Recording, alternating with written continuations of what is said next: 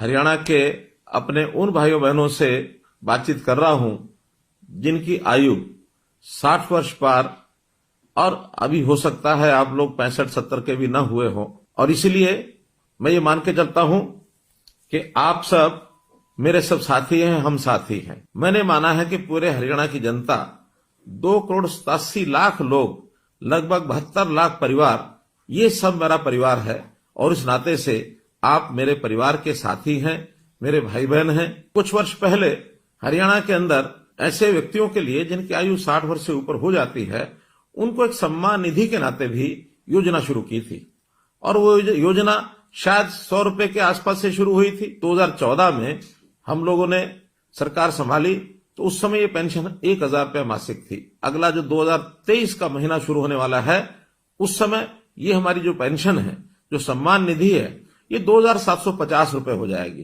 कहां 1,000 रुपया, कहां 2,750 रुपया।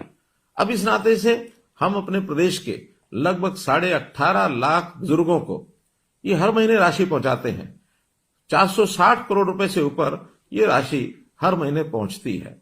अब दो ही कंडीशन है किसी भी बुजुर्ग की वो पेंशन शुरू हो, या तो व्यक्ति 60 वर्ष का हो गया है और या फिर जो 60 वर्ष का हुआ है वो दोनों पति पत्नी की आय ये 2 लाख रुपए से कम होनी चाहिए। हमें लगा 2 लाख रुपया ये कम है, तो इस अगले महीने से हमने इस आय को भी बढ़ा करके 2 से 3 लाख रुपया कर दिया है। जिस महीने में 60 वर्ष का व्यक्ति हो जाए उसको तुरंत अगले महीने से अपने आप पेंशन शुरू हो जाए। मात्र एक कागज पर आपको साइन करना होगा। एक ही महीने के अंदर अंदर वो सहमति पत्र के साइन भी हम कराते हैं और उसके बाद उन लोगों से जो सहमति पत्र देते हैं, अपने आप ही पेंशन है ये जाना शुरू हो जाता है। हमने लगभग 6 महीने पहले इस व्यवस्था को शुरू किया था और इन 6 महीनों में 16,500 लोगों को और ऑटोमेटिकली अपने आप पेंशन मिली। केवल हरियाणा प्रदेश ही है जो ये 2,750 रुपया और ये दे रहा है, और किसी प्रदेश में इस प्रकार की व्यवस्था ये ऐसी नहीं है। हमारे देश के प्रधानमंत्री विशेष तौर पर बहुत चिंतित है, गरीब परिवारों के लिए उनकी चिंता है।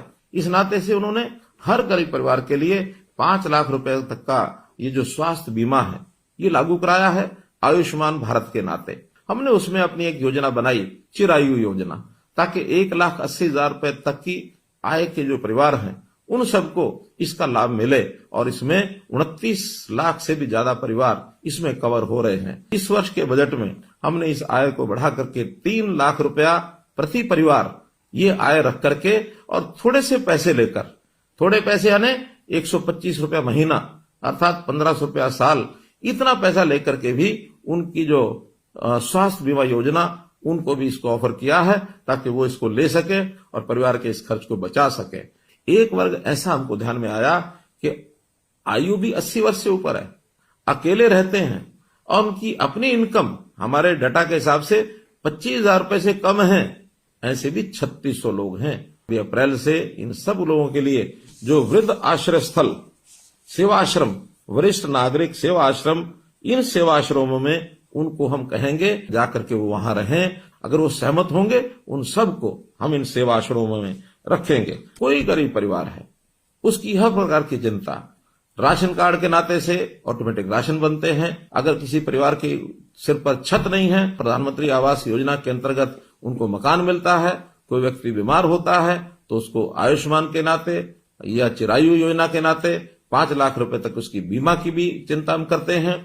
उनके बच्चों की पढ़ाई की भी हम चिंता करते हैं।